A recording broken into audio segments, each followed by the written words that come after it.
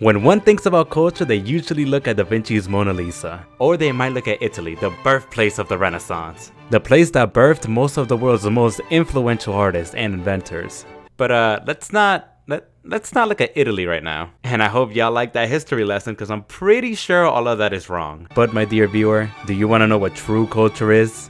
This. Now this is culture. They should be teaching this in the schools! Alright, all jokes aside, we are going to be talking about Interspecies Reviewers today. An anime that has been on a lot of people's radar. I use the word anime pretty loosely because looking at the things that they get away with is more like one of those things that you have to put the volume down real low. Oh, wait a minute. Alright, we're good. With a name like Interspecies Reviewers, you probably already know where this is gonna get at, cause let me tell you, they ain't reviewing no books. Now this type of show really wouldn't interest me normally. Not because I'm against ecchi type shows, but it just wouldn't. But this show is different.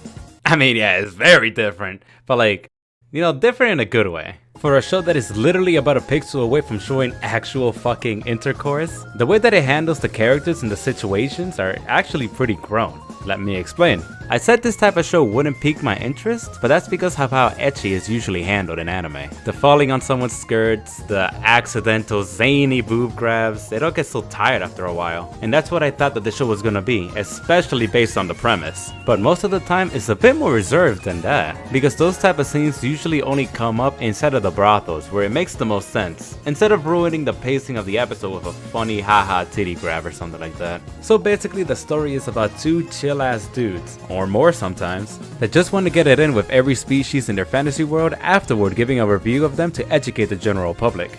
Two American heroes, I'll tell you. All the while answering questions that I didn't even know I had. Like, how exactly do you get it in with a fairy? How does a normal 200-year-old elf see a 500-year-old elf? Can one truly bone a skeleton? The answer is yes. But at the same time, no? It's kind of weird. What would species find attractive in their own and in different species? And just stuff like that. Anyways, back to the grown aspect. Even when they're making dick jokes, which of course is gonna be some, I feel like it's just a bunch of guys cracking jokes, just like you would do with any of your friends.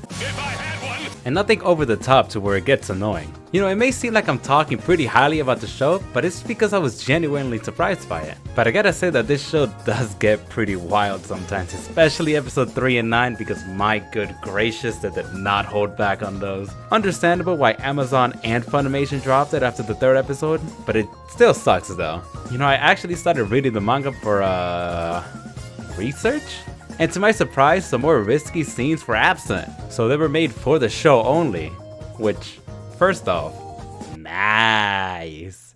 And second, the show really pushed it with this one. Of course I can't show the animated scenes, but here's a real life reenactment.